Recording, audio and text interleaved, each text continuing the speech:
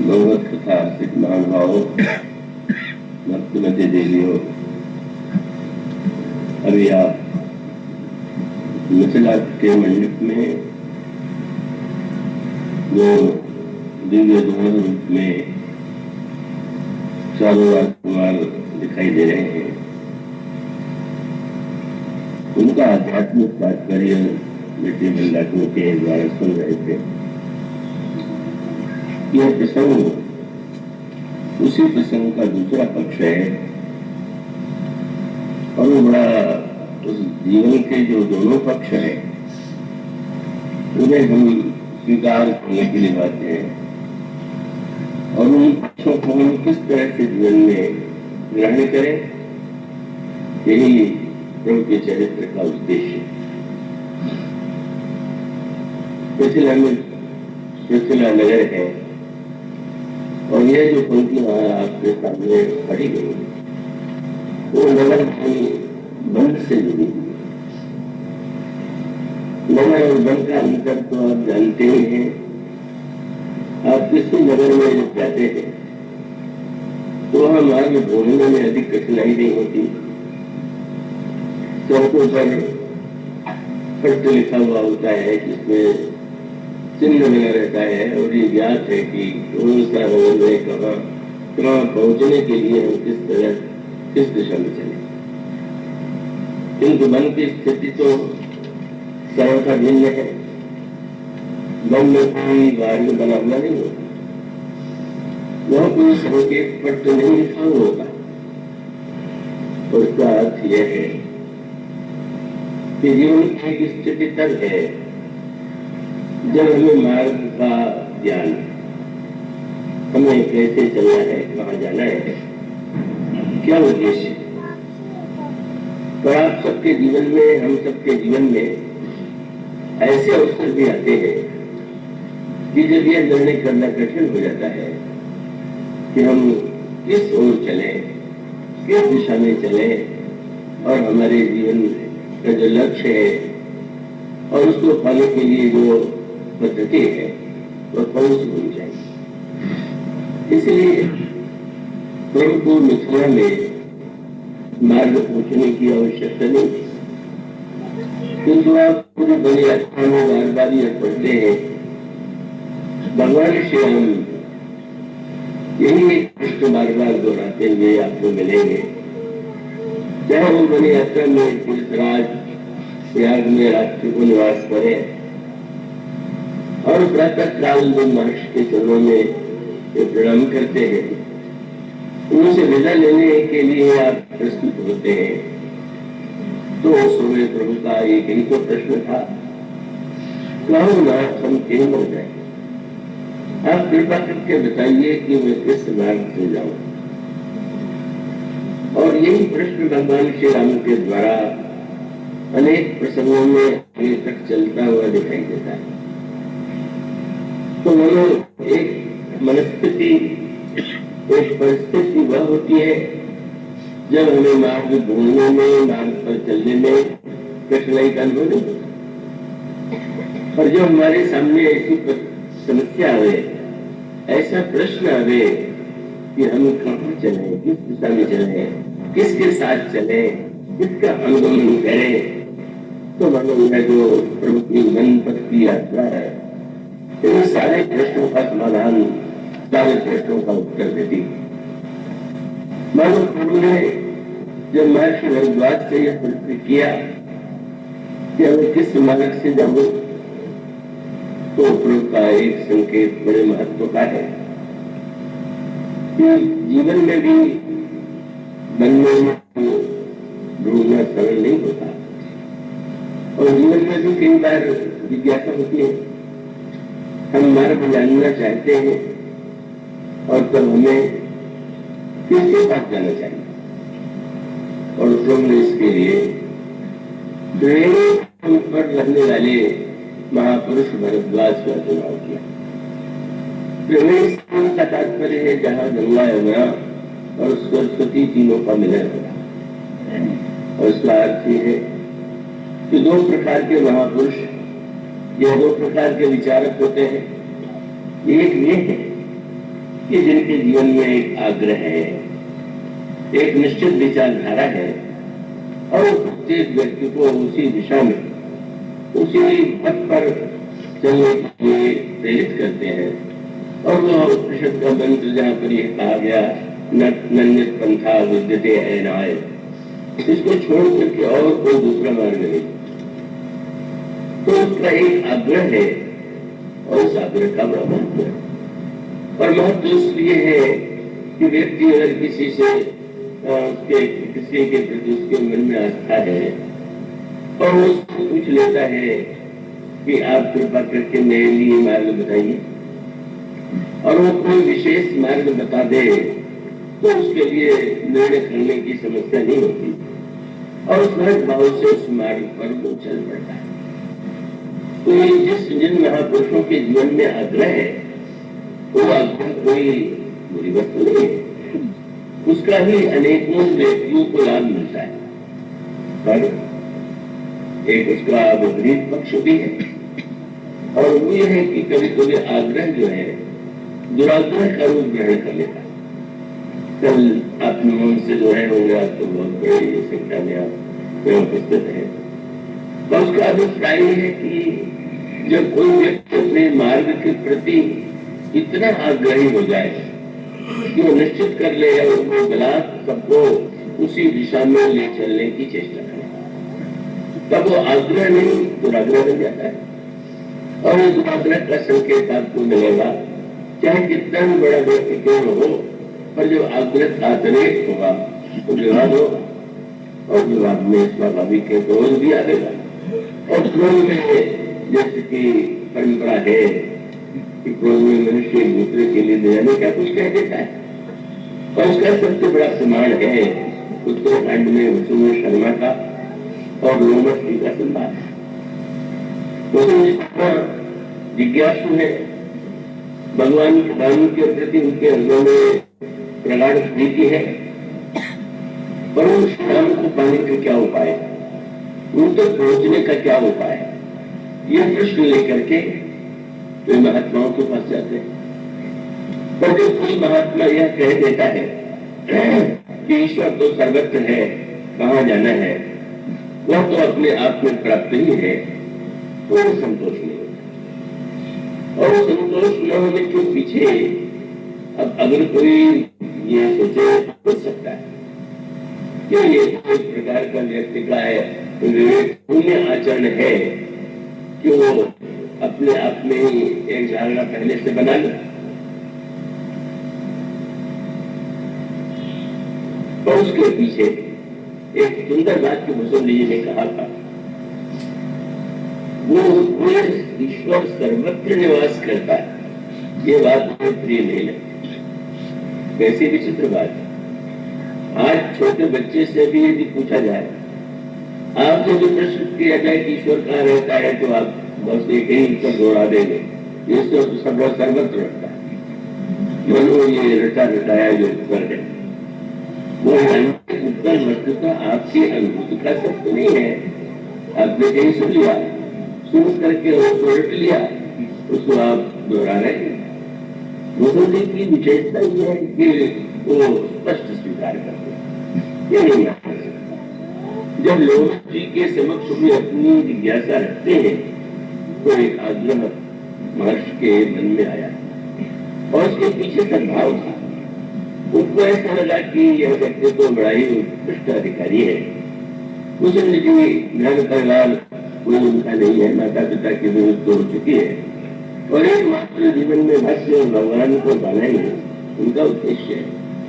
और तब उनको लगा कि क्यों ना हम इसको परम सत्य का दर्शन करा दें, और उन्होंने थोड़े देर तो भक्ति का उपदेश दिया और फिर कहा कि सत्य तो यह है वसुंधरा शर्मा कि जिस ईश्वर के पाने की तुम बात कहते हो वह तुमसे भिन्न नहीं। जैसे जल और तरंग भिन्न नहीं है, वैसे तुम ईश्वर से भिन्न नहीं हो। और यह शब्द उन्होंने जो कहा वो तो सारे शास्त्रों में कथित है। और उन्होंने यही कहा कि सोते कोई तारी नहीं भेजा, बाहरी बीच ही में गाँव ही भेजा। लेकिन समस्या बहुत सुंदर गोस्वामी जी की समस्या थी। मान लीजिए आपको कोई मिठाई बहुत प्रिय हो और सामने वाले व्यक्ति के पास वह मिठाई न हो और उसके स्थान पर और कोई विविध प्रकार की वस्तु रख करके भाषण देने लगे कि इस मिठाई के प्रति अब क्या आकर्षण क्यों है, सब चीनी का ही तो खेल है, सब में मीठे मीठा तो है, सब में घी ही घी तो है, तो क्या आपको सचमुच के कहने से भाषण से स्वाद का अनुभव होने लगेगा? स्वाद अलग वस्तु है और सिद्धांत अलग वस्तु है। इसी को रामायण में कहा गया तत्व और रुचि। तत्व माने जो वस्तु जैसी है, और रुचि का अर्थ है जैसा हमें अच्छा लगता है। तो अच्छा लगने में कोई तर्क नहीं होता कि आपको क्यों अच्छा लगता है।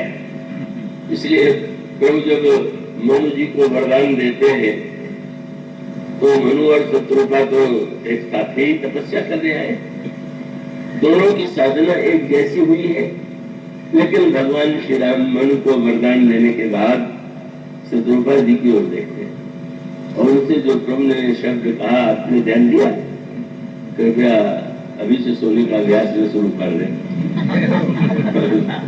कोई अभी बहुत दार्शनिक प्रसंग नहीं प्रारंभ हुआ है तो चैतन्य ने तो उसका अभिप्राय यह है कि वस्तुतः तत्व की दृष्टि वह है जो वस्तु जैसी है। भगवान राम ने मन को वरदान दिया तो समझ सकते थे कि मनु जब चाहते हैं कि मैं पुत्र रूप में जन्म लूं तो शत्रुपा जी के गर्भ से ही तो मेरा जन्म होगा, तो अब कुछ अलग से पूछने की आवश्यकता नहीं। पर उन्होंने शत्रुपा जी की ओर देखा और देख करके यही कहा कि देवी मांग वर, तेरी आप जो वरदान मांगना चाहे मांग ले। शब्द कितना सुंदर चला। ठीक है, आपने साधना एक जैसी की, आप पति पत्नी हैं, सब कुछ है, लेकिन ये तो आवश्यक नहीं है कि दोनों की रुचि भी एक जैसी हो। इसलिए उनका वाक्य था देव मांग वर दो रुचि तो, जो आपकी रुचि हो।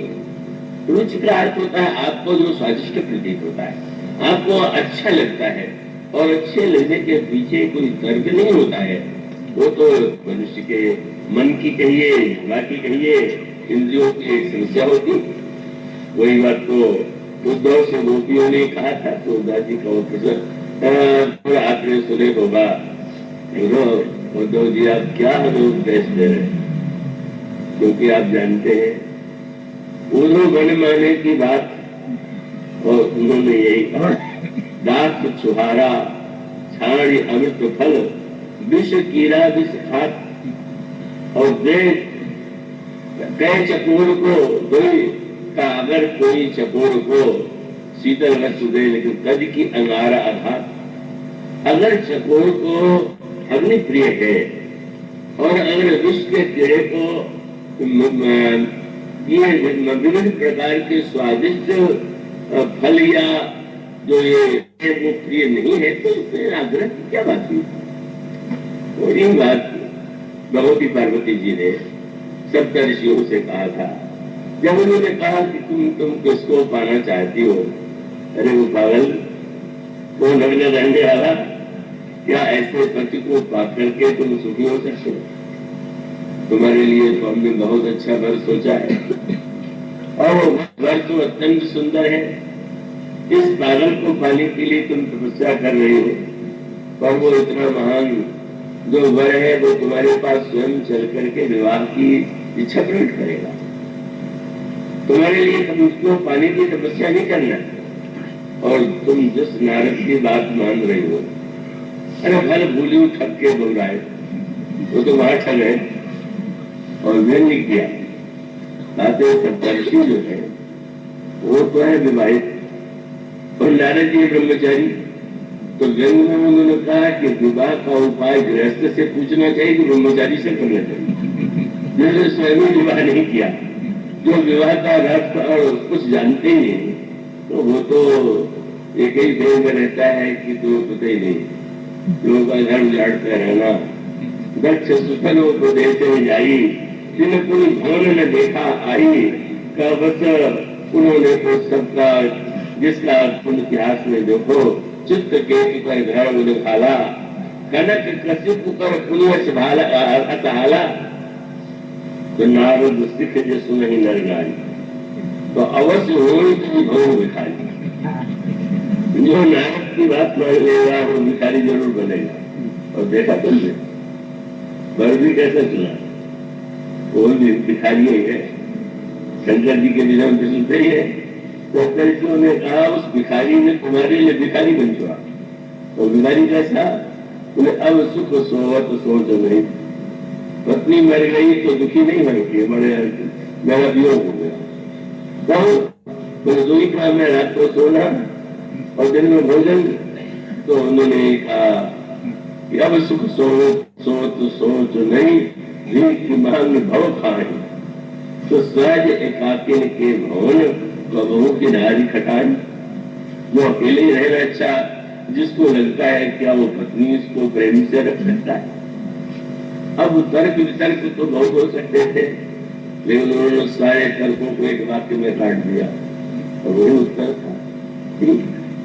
शिव अवगुणों से भरे हुए और विष्णु भगवान गुणों के साक्षात रूप है, तो क्या करें।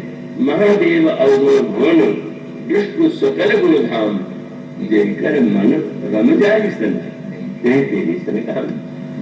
मनुष्य का अभिप्राय यह है कि आप इसको बड़े वैज्ञानिक दृष्टि से विचार करके देखें।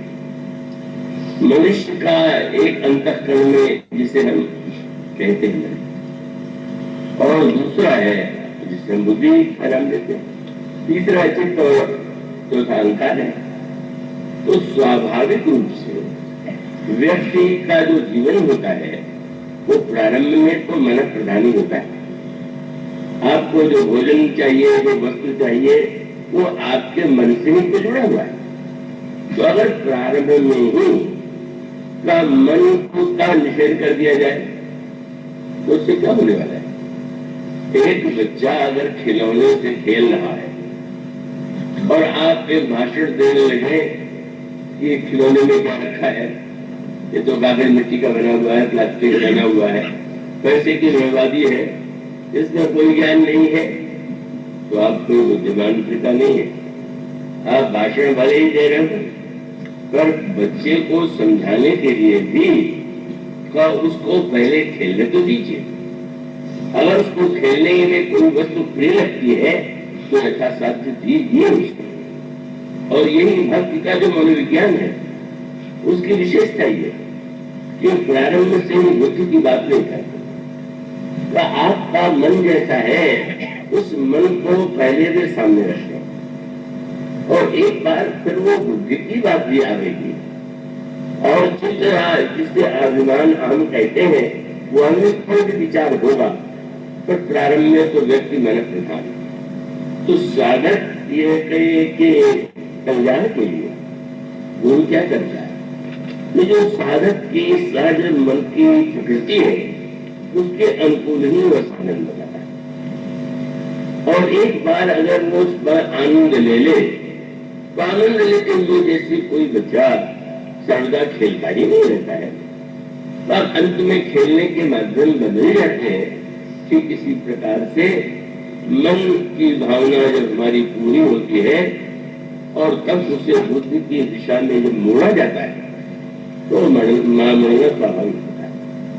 यही उत्तर दिया था वसुंधरा शर्मा ने लोकसी। और वो सुंदर दृष्टांत दिया मछली और जल का।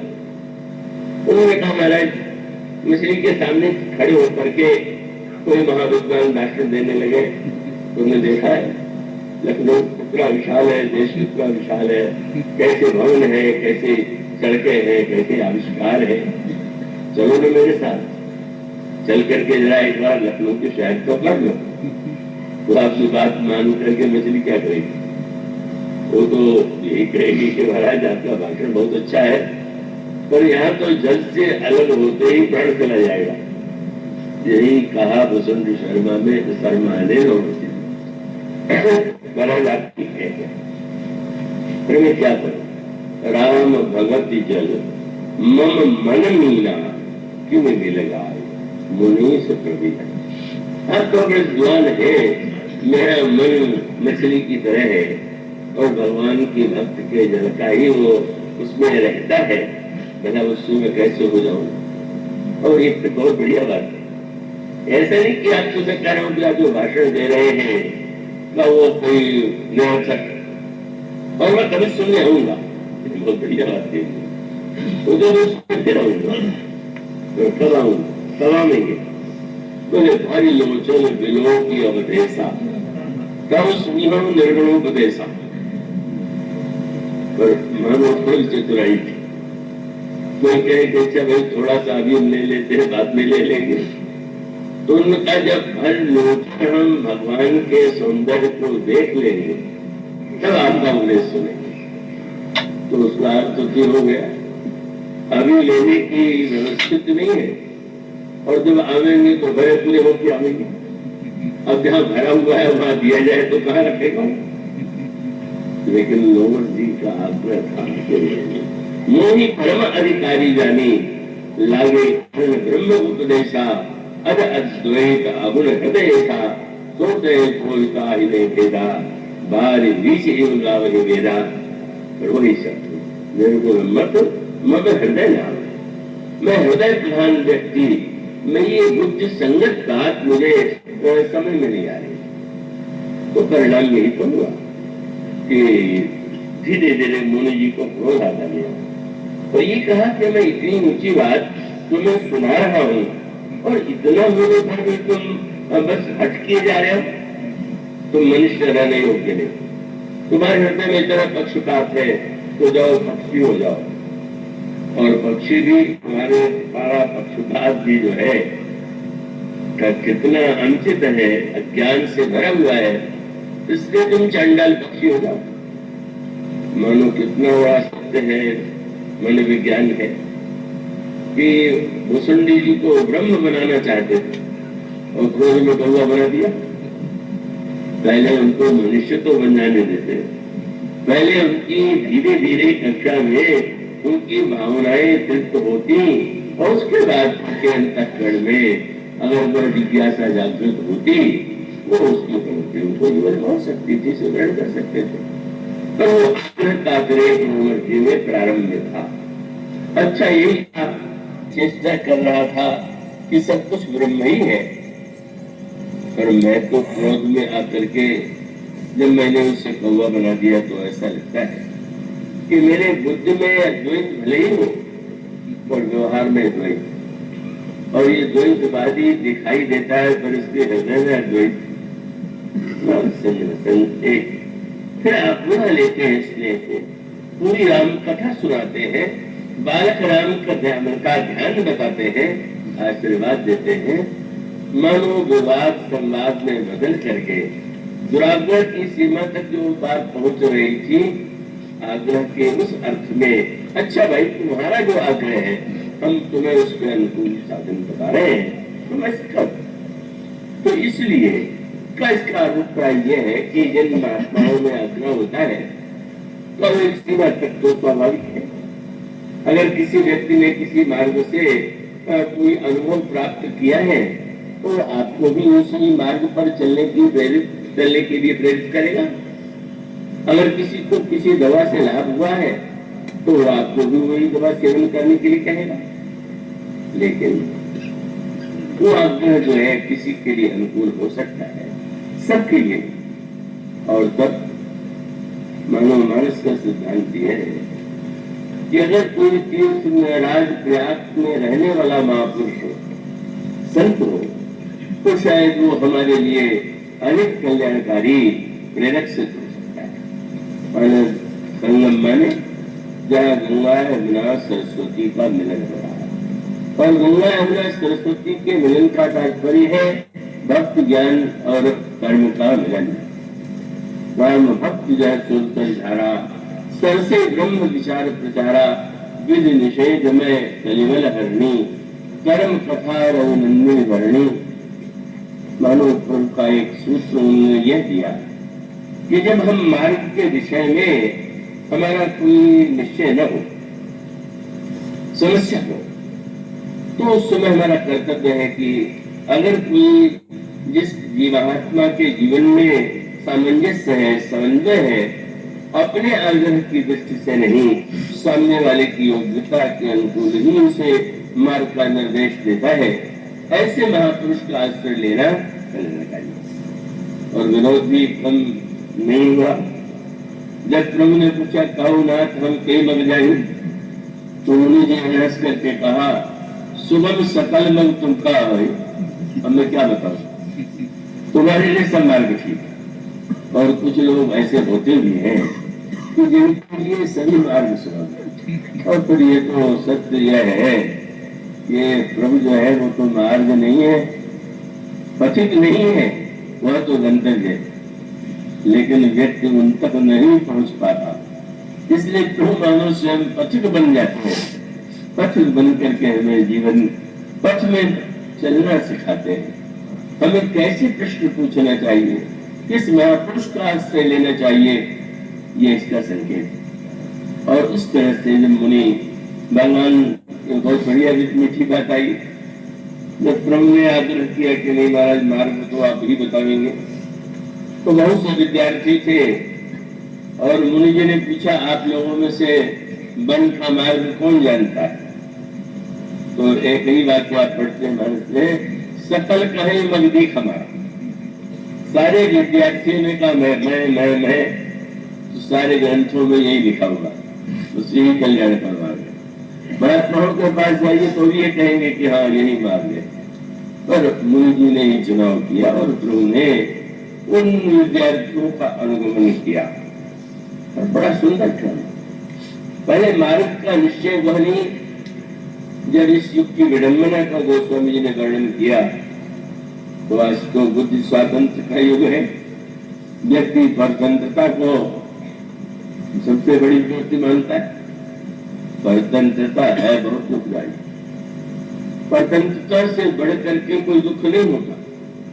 पर आपने ध्यान दिया, गणेश जी महाराज की पूजा पहले जो बताई गई, क्यों बताई गई? और गणेश जी की मूर्ति के साथ साथ उनके साथ जो वस्तुएं जुड़ी हुई है, आपने उनकी ओर ध्यान दिया? गणेश जी महाराज के 4 हाथ हैं, जो एक ही देवता गणेश के 4 हाथ हैं, और 4 हाथों में से एक हाथ में उनके अंकुश है, दूसरे हाथ में पाश है, तीसरे हाथ में पुस्तक है, चौथे हाथ में लड्डू। मानो विवेक जो है केवल पुस्तकों के माध्यम से ही पाना संभव नहीं। पुस्तक का महत्व है। गणेश जी के एक हाथ में पुस्तक है, और पुस्तक का अर्थ ये कि उनसे आपसे पहले जिन लोगों ने जो अनुभव पाया तो ग्रंथों के माध्यम से दिया, तो वो ग्रंथ को उपयोगी है। और उसके साथ साथ जो मोदक है, मोदक का अर्थ ऐसे तो लोग लड्डू शब्द का प्रयोग करते हैं, लड्डुओं को भोग लगे, संत कहे सेवा, और मोदक शब्द जो है बहुत अधिक भाव से भरा हुआ है। वह मुदिता वृत्ति, वह मोद, जब आप स्वयं मोदित होंगे, प्रमोदित होंगे और अपने प्रमोद में दूसरों को भागीदार बनाएंगे। अकेले लड्डू न खा लीजिए, उसमें थोड़ा बांटिए।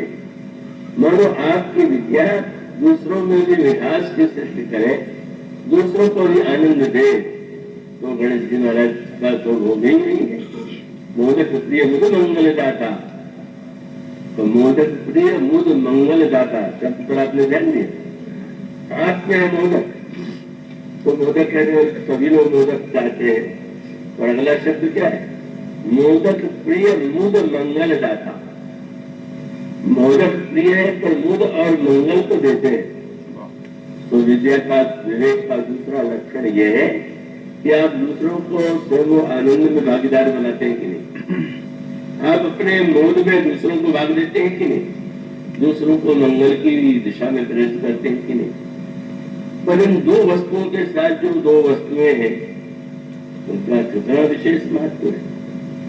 अंकुश, लड्डू और पुस्तक, मोदक और पुस्तक की बात तो समझ में आती है, पर उनके हाथ में अंकुश है, उनके हाथ में पाश है, क्या इसका अर्थ है?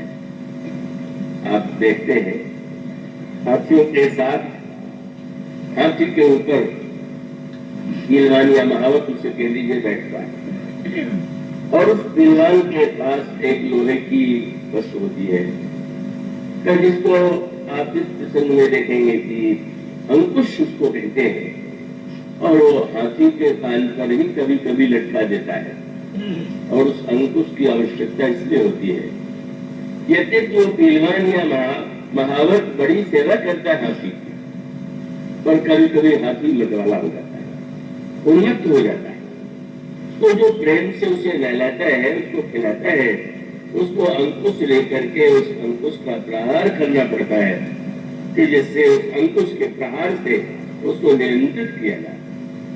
लेकिन बहुत मीठी बात क्या अंकुश तो बहुत है आपके हमारे सबके जीवन के लिए अंकुश कितने हैं लेकिन गणेश जी का अंतर यही है कि उनका मुख जो है वो तो हाथी की तरह लेकिन उनके कंधे पर कोई महावत या पहलवान नहीं बैठता और उस पहलवान और महावत के हाथ में अंकुश नहीं होता गणेश जी के हाथ में स्वयं अंकुश उसका अर्थ आपका विवेक सही तब होगा जब आप पर दूसरा अंकुश रखे या अंकुश का प्रहार करे इसके स्थान पर आप और हम अपने ऊपर जब अंकुश रखेंगे तो हमारे विवेक का सदुपयोग होगा और इसी प्रकार से परतंत्रता बहुत बुरी वस्तु पराधीन सपने को बनाई तो पराधीनता का प्रतिकूल क्या स्वतंत्रता और स्वतंत्रता का तात्पर्य क्या है मनमाना आचरण चाहे जैसा हम कुछ करने के लिए स्वतंत्र है हम सोचने के लिए स्वतंत्र है हम करने के लिए स्वतंत्र है अगर इस प्रकार का समाज में इस प्रकार की वृत्ति बढ़े तो क्या परिणाम होगा और इसका अर्थ यह है कि बंधन पास जो है वो बंधन है पर कोई और बंधन में आपको बांधे इसके स्थान पर आप स्वयं ही अपने जीवन में कुछ बंधन स्वीकार कर लें आप एक नियम ले लेते हैं कि मैं प्रातःकाल 4 बजे उठूंगा आप स्वयं नियम ले लेते हैं तो वो बंधन तो है आप चाहे तो सो सकते थे और गहरी नींद में रह सकते थे लेकिन जब आपने एक बंधन अपने लिए बनाया तो आपका बंधन आपके लिए कल्याणकारी इसलिए स्वतंत्रता का अर्थ क्या परशुराम जी और भगवान राम के संवाद में बात आई परशुराम जी ने कहा कि राम तुम किसी से डरते हो कि नहीं तो बोले प्रभु तालों डरा ही डरा रहूंगा काल से भी नहीं डरता हूं काल से तुम्हें डर नहीं लगता ये चमत्कार तुमने कैसे आ गया बोले काल से डर इसलिए नहीं लगता कि आपसे डर लगता क्या अनोखा उत्तर था ऐसा उत्तर मुझे दे सकता है प्रभु ने ये कहा कि महाराज विप्रवंश की ऐसे प्रभुताई अभय हो जो तुम्हें डराए आप जैसे महापुरुषों से मैं डरता हूँ इसीलिए काल से मैं नहीं डरता मानो संकेत ये था जो महापुरुषों या गुरुजनों से भयभीत रहता है वो भय कोई बुरी वस्तु नहीं है यहाँ पर आप देखेंगे सीता जी और लक्ष्मण जी चलते हैं सीता जी के लिए शब्द आता है प्रभुपद रेख बीच विच सीता धरती चरण मग चलती सभीता डर करके चलती है डरते हुए तो उसका अभिप्राय मानो यह है तो स्वतंत्रता का तो श्रृंखलता नहीं है मनमाना आचरण नहीं और इसलिए इस युग की बात जिसके लिए भौतिक स्वातंत्र का युग है इसमें रंग भरा वाक्य आपको मिलेगा कि कलयुग की स्थिति तो यही है कि मार रसोई जाकर जो भावा पर मुझे अच्छा लगता है अगर आप उसके पक्ष में समर्थन करते हैं और सभी लोग उस तरह से एक श्रृंखलता की सृष्टि करते हैं पर भगवान श्री राम का चरित्र मानो यह बताने के लिए ही है कि नहीं हमें जीवन में बंधन स्वीकार करना चाहिए स्वेच्छा से मर्यादाएं स्वीकार करना चाहिए स्वेच्छा से और ऐसे महापुरुषों से हमें सत्संग करना चाहिए जिनके जीवन में ज्ञान भक्ति और कर्म का सामंजस्य है। और इसलिए प्रभु आग्रह करते हैं, आप कृपा करिए, मुझे बताइए कि मैं किस मार्ग से जाऊं, और मार्गदर्शक भी आप देने की कृपा करें। मार्गदर्शकों के पीछे चलते हैं, पर मार्गदर्शक सदा उनके साथ तो नहीं रहते। और प्रसंग एक क्रमिक विकास का है। यमुना के किनारे पहुंच करके भगवान राम, उस प्रसंग का बड़ा आध्यात्मिक संकेत है। एक ऐसे व्यक्ति से मिलन होता है जिसका नाम कोई नहीं जानता। केवल इतना कहा गया कि तेज अवसर एक तापस आया, तेज तपस्वी अचानक आ गए, और कुछ अनोखा वो मिलन था। वह व्यक्ति कौन है, कहां से आया, किसी को कोई पता नहीं। और सबसे बड़ी बात यह है कि भगवान श्री राम और उस तापस में एक भी शाब्दिक विनिमय नहीं हुआ। न प्रभु उनसे बोले, न वे प्रभु से बोले। चरणों को प्रणाम किया, और प्रणाम करने के पश्चात जो है क्या प्रभु को हृदय से लगा करके स्नेह में डूब जाते हैं, आनंद में डूब जाते हैं। लेकिन बिना शाब्दिक विनिमय के भी उसके बाद जो स्वामी जी संकेत करते हैं कि प्रभु यमुना वहीं के सामने यमुना नदी बह रही, और यमुना नदी में स्नान करने के बाद प्रभु विद्यार्थियों को विदा कर देते हैं। विदा किए बट विनय करी, फिरे भाई मन काम, उतर न आए जमुन जल, वो शरीर संसार। मन उसका संकेत ये है, यमुना कर्म की नदी है। प्रभु तो अपने आचरण के द्वारा यह बताना चाहते हैं। 4 विद्यार्थी मार्गदर्शक के रूप में लिए गए। ये 4 विद्यार्थी मुनि भट्ट 4 संग सब दीने, चारों वेदों के प्रतीक थे। और जब भगवान यमुना के किनारे से विद्यार्थियों को लौटा देते हैं तो उसका संकेत वही है जो भगवान कृष्ण ने गीता में अर्जुन को दिया। उनका वेदों के आश्रय से ही हमें चलना चाहिए, वेदों के पथ पर ही हमें चलना चाहिए।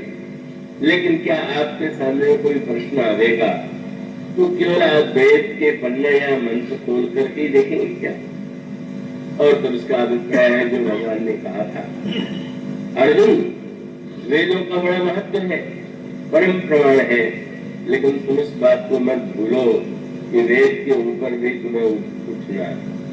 त्रिगुण विषया वेदा निस्त्रिगुण्यो भवार्जुनो, वेद त्रिगुण की सीमाओं में व्यक्ति को संकेत देते हैं, तुम्हें उस त्रिगुण से भी ऊपर उठना। मन एक क्रम है, ये संकेत है वो सर्वत्र आपके सामने तो दिखाई देता है। भगवान कृष्ण भी जब अर्जुन को उपदेश देते हैं, उसमें ज्ञान योग का भी उपदेश है, भक्ति योग का भी है, कर्म योग का भी है, और उसके साथ साथ भगवान कृष्ण में कोई आग्रह नहीं। उन्होंने कहा, अर्जुन किसी से ज्ञान आख्यातम गुह्या गुह्यतरम मया विनिश्चयित अशेषेण यथेक्षसे तथापि। ये जो सर्वश्रेष्ठ ज्ञान था रहस्यमय, वह तुम्हें मैंने सुना दिया, तुम उस पर विचार करो, और विचार करने के बाद तुम्हें जो उसमें अपने लिए उपयुक्त लगे, सही लगे, वो तुम करो। ये मानो भगवान कृष्ण का अनाग्रह है। सब योग रखती है, तुम सुनो। अब यह बात और है, शिष्य दूसरे प्रकार का। अर्जुन ने कहा, महाराज अगर चुनाव करना मुझे इतना आता तो मैं इस तरह से व्याकुल क्यों हो जाता? तो इसलिए कृपा करके चुनने का भार मुझे मत दीजिए, आप निर्णय बता दीजिए कि मेरे लिए क्या ठीक होगा। तो भगवान ने कहा, तुम यदि मेरे ऊपर छोड़ते हो तो मैं यही कहूंगा, सर्वधर्मान परित्यज्य मामेकं शरणं अहं सर्वपापेभ्यो मोक्षयिष्यामि मा शुचः। मानो भगवान वेद की मीमांसा, वेद का सत्य, वेद का अनुगमन और दूसरे व्यक्ति के चुनाव की स्वतंत्रता और अंत में शरणागति का उपदेश देते हैं। मानो चाहे वह गीता है, चाहे श्री रामचरितमानस, संकेत यही है कि जीवन में जब भी कभी उलझन आवे, जब कोई दुविधा आवे, कोई भ्रम की स्थिति आवे, तो आप सत्संग में जाओ, सत्संगों का आश्रय लें। और अगर वह संत संबंधवादी है ज्ञान भक्ति कर्म तीनों का सामंजस्य है तो आपको सही दिशा देगा। और बाद में एक स्थिति आ जाएगी कि जब ग्रंथ का आश्रय लेकर के चलने की आवश्यकता नहीं होगी, क्योंकि आपका जीवन जो है वो ग्रंथ की अपेक्षा भी अधिक कहीं ऊंची स्थिति में हो सकता है। तो यह जो भगवान राम की वन यात्रा है, यह मानव व्यक्ति के लिए जब हम वन में जा रहे हैं, हम जब भ्रम की स्थिति में, जब हमारे सामने समस्या हो तो हम आश्रय लेकर के, सत्य का आश्रय लेकर के उसके बताए गए मार्ग का अनुगमन करें। और उसके बाद भी जब यह तीनों पथिक चलते हैं तो उसमें आपकी जो पंक्तियां आपके सामने पड़ी गई उसमें सब कुछ आ गया। कैसे चलना चाहिए, क्या जीवन में चलने की क्या पद्धति है, और उसका सूत्र गोस्वामी जी इस रूप में देते हैं। सबसे आगे श्री राम। अब उस क्रम में अगर कोई दूसरा व्यक्ति होता तो लिखता है कि श्री राम के पीछे सीता जी और सीता जी के पीछे लक्ष्मण है। पर गोस्वामी जी की ये लिखने की शैली अलग है। वो ये नहीं कहते कि श्री राम के पीछे सीता जी और सीता जी के पीछे लक्ष्मण। तो क्या कहते हैं, आगे राम लखन पुरी पाछे, आगे श्री राम है, लक्ष्मण जी पीछे। किसी ने कहा आप सीता जी को भूल गए क्या? तुरंत गोस्वामी जी ने कहा कि नहीं भाई, भूला नहीं, पर उभय बीच सीएसओ कैसे, सीता जी उन दोनों के बीच में। और फिर वो दार्शनिक दृष्टि से जो सिद्धांत बताते हैं वह सिद्धांत तो कितना प्रेरक है। उन्होंने कहा श्री राम तो साक्षात मानो ब्रह्म है और लक्ष्मण जी जीव है और मध्य में जो सीता जी है वही माया है। इन तीन शब्दों में ही तो सारा दर्शन शास्त्र समाया हुआ है, ब्रह्म जी और माया। आगे पीछे और मध्य ये शब्द साधारण अर्थों वाले नहीं, और इसका मानो संकेत ये है लक्ष्मण जी के जीवन में, लक्ष्मण जी जीव अगर है तो अगर लक्ष्मण जी की तरह कोई चलना सीख ले तो कभी भटकने का प्रश्न ही नहीं। और वो जो लक्ष्मण जी का ये समस्या की है, यह तो जीव की समस्या ही है कि आगे की होड़ लगी हुई है। सबसे आगे कौन, सबसे आगे बस में ये सब में हो रहे, और आगे बढ़ने से तभी पीछे हटते हैं जब संकट आवे तो बोले अब तुम आगे बढ़ा। माला पहनना हो जयमाल तो स्वयं आगे हो जाएंगे, और विपत्ति आ जाए तो कहेंगे भाई आप चलिए आगे आगे, मैं आपका पीछे अनुगमन करूंगा। मानो यही जीव की विडंबना है। अब कितनी बढ़िया बात, सारा झगड़ा तो आगे चलने को लेकर के होता, अब आगे तो एक ही व्यक्ति होगा, समस्या पीछे में नहीं है। यह इतने श्रोता बैठे हुए हैं, अब अगर प्रत्येक व्यक्ति यही होड़ करे कि हम सबसे आगे बैठेंगे, सबसे ऊपर बैठेंगे, फिर भी संभव है कि आप मुझे ढकेल करके उसमें बैठ जाए, लेकिन उसका अर्थ तो वो तो एक झगड़ा दूर हो जाए। पीछे आप बैठ गए तो क्या पीछे बैठ जाने में क्या आपको सुनने को नहीं मिल रहा है? क्या आपको आनंद की अनुभूति नहीं हो रही? मानो कितना बड़ा सूत्र है। आगे श्री राम को ही तो आगे, श्री राम को ही जीवन में आगे रखिए और जीव को निरंतर ईश्वर के पीछे ही चलना चाहिए। ईश्वर बस निरंतर चलते समय यह हम आप अनुभव करें कि हमारे आगे तो ईश्वर चल रहा है। आगे तो केवल ईश्वर ही रहेगा। जहां व्यक्ति का मैं आगे आ जाएगा वही टकराहट और संघर्ष प्रारंभ हो जाए। और श्री राम के चरित्र का तो तत्व ही है कि संकट के समय वो आगे रहते हैं, और श्रेय देना हो तो सर्वदा दूसरों को प्रभु आगे कर देते हैं। प्रभु को महत्व प्रभु दूसरों को दे। आप उनके चरित्र में एक तो पानी तो मानो इन शब्दों में जो निहित तात्पर्य, आगे राम का क्या, और आगे राम के बाद सीता जी पीछे क्यों नहीं, लक्ष्मण पीछे क्यों, और दोनों के मध्य में जो माया है माया शब्द कितनी समस्या उत्पन्न करता है। माया शब्द का नाम लेकर के तो सारे संवाद हम लोग के होते हैं, क्या बतावे माया बड़ी प्रबल है, माया में बड़े हुए हैं। दूसरे चाहे अपने लिए न कहे तो दूसरों के लिए तो कही देंगे ये तो पूरा माया के चक्कर में पड़ा हुआ है। मैंने स्वयं तो मुक्त ही है और दूसरे ही बेचारे माया के चक्कर में। तो सबसे बड़ी विडंबना तो यही है कि वो माया के चक्कर में पड़ा हुआ व्यक्ति स्वयं दूसरों पर हंस रहा है, व्यंग कर रहा है। पर ये माया क्या है? बड़ा सुंदर सूत्र है। माया दुखद है कि सुखद है? माया बंधन है कि मुक्ति है? माया कल्याणकारिणी है क्या कल्याणकारिणी? और इसलिए आप रामायण में पानी माया से बढ़ करके दुखदाई कोई हो और माया से बढ़ करके कोई कल्याणकारी नहीं। और उसका तात्विक अभिप्राय यह है कि आप संसार में जब चलेंगे तो आपके सामने तो दूसरे व्यक्ति ही तो दिखाई देंगे, पर अगर आपको यह भान बना हुआ रहे कि नहीं जो दिखाई दे रहे हैं उनके आगे भी जो है वो ईश्वर है, तो आपके सामने समस्या नहीं होगी। सीता जी के रूप में माया दुखद है कि सुखद है? और उसका अर्थ है कि लक्ष्मण जी के लिए, भरत जी के लिए, हनुमान जी के लिए ये कितनी कल्याणकारिणी है। और उन्हीं सीता जी को लंका में ले जा करके रावण का जिस तरह से सर्वनाश हुआ, जो कुछ था वो भी विनष्ट हो गया। मानो संकेत यही है माया हमारे लिए कैसे कल्याणकारी हो सकती है। संसार में हमारे लिए संसार में रह रहे हैं वो कैसे कल्याणकारी बने और कैसे वो माया दुखद बन जाती है। मानो यही सारे प्रश्न हैं। इन जो पंक्तियां हैं और उन पंक्तियों में गोस्वामी जी बड़े मनोवैज्ञानिक नाम संकेत करते हैं। सुंदर श्री राम है तो सुंदर तो अनेक लोग संसार में होते हैं। अगर श्री राम सुंदर है तो क्या यही श्री राम की सबसे बड़ी विशेषता है?